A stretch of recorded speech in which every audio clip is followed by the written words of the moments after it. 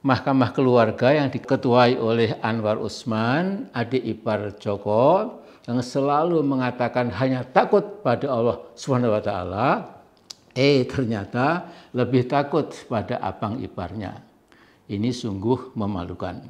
Nah, Jokowi sekarang ini sedang dikeroyok oleh sebagian besar anak bangsa yang sudah sangat muak dengan pikiran dan perilaku Mas Jokowi yang sudah tidak punya rasa malu lagi.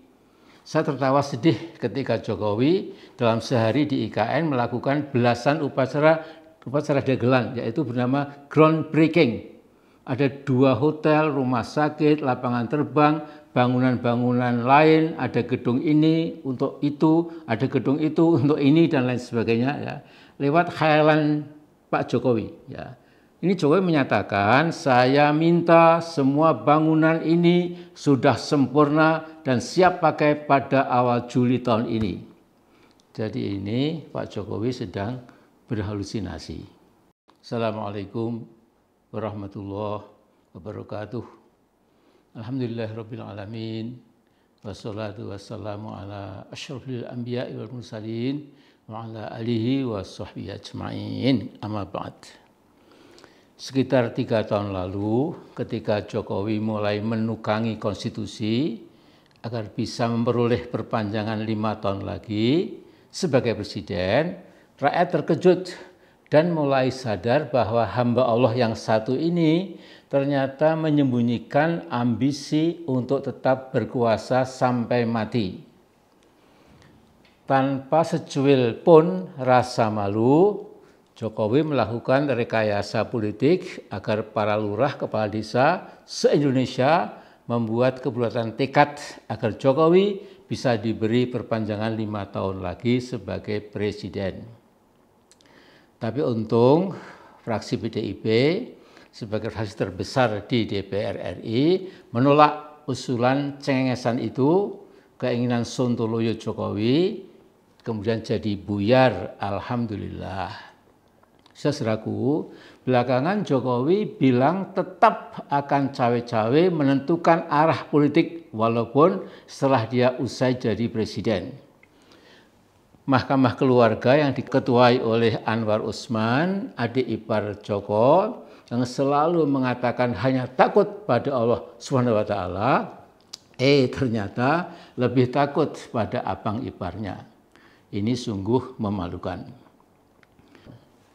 Nah, Jokowi menampak dan sekaligus ambisi butanya ketika menyatakan di berbagai forum bahwa sebagai presiden dia akan berkampanye dan memihak paslon yang ada, yaitu ada anak ingusannya sebagai cawapres.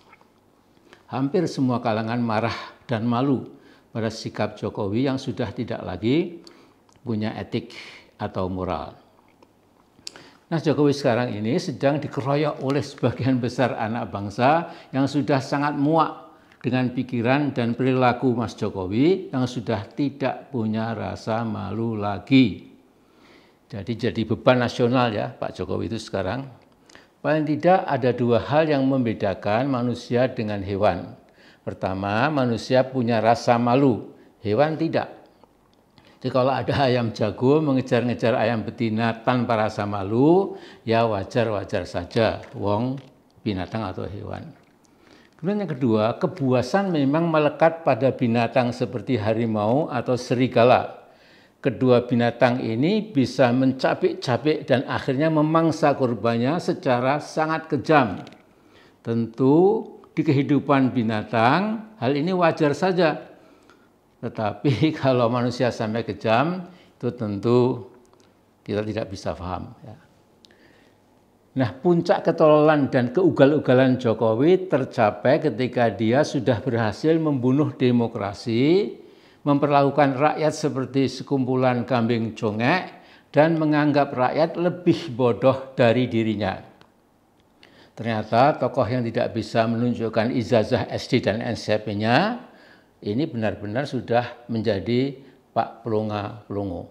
Ya, sampai sekarang memang ijazahnya tidak bisa ditemukan ya. Udahlah Pak Jokowi, Anda sudah outdated, sudah usang, dan sudah disoriented, sudah tidak bisa membaca lagi perkembangan dan kemajuan dunia real. Sementara itu, proyek IKN itu hanya sebuah ilusi. Saya pernah ke sana, langsung melihat bahwa tidak ada satupun, saya ulangi, tidak ada satupun investor asing mau menanam modal mereka ke IKN. Artinya apa? Karena IKN memang proyek abal-abal, useless dan waste, tidak ada gunanya dan pemborosan. Saya tertawa sedih ketika Jokowi dalam sehari di IKN melakukan belasan upacara dagelan, yaitu bernama groundbreaking. Ada 2 hotel, rumah sakit, lapangan terbang, bangunan-bangunan lain, ada gedung ini untuk itu, ada gedung itu untuk ini dan lain sebagainya ya. Lewat khayalan Pak Jokowi ya. Ini Jokowi menyatakan, saya minta semua bangunan ini sudah sempurna dan siap pakai pada awal Juli tahun ini. Jadi ini Pak Jokowi sedang berhalusinasi. Nah, jadi kita lihat kemudian semua punggowo abdi dalemnya tersenyum mengangguk-angguk seolah percaya omongan Pak Joko Widodo itu. Nah, sekian dulu Pak Jokowi. Ya, saya lihat Anda dari hari satu ke hari lain nampaknya sudah makin panik dan tegang ya, akibat ulah Anda sendiri ya. Jadi saya tetap menasihati Anda, semoga setelah Anda jadi rakyat biasa nanti bersiap-siaplah keadilan hukum terhadap anak-anak Anda serta menantu Anda pasti akan mengejar Anda sekeluarga dan tidak ada tempat suaka selain Cina daratan. Tidak bakalan Anda diperlakukan oleh bangsa kita dipikul, dhuwur, dipendem jero ya. Tapi selalu ada jalan keluar ya. Jadi ini jalan keluar yang saya tawarkan. Segeralah Anda minta maaf pada bangsa Indonesia untuk seluruh misuse and abuse of power yang telah Anda lakukan selama ini. Dan berjanjilah tidak akan campur tangan lagi di urusan pemilu dan pilpres. Jadi Pak Joko Widodo, coba dengarkan baik-baik kearifan politik Winston Churchill, negarawan Inggris yang sangat terkenal, yang pernah jadi Perdana Menteri Inggris tahun 1940 ya, sampai 1945. Dia bilang sebagai berikut, politics is not a game, it is an earnest business. Politik itu bukan untuk main-main, untuk main dagelan. Ya. Politik adalah sebuah kesibukan hidup yang amat sangat serius.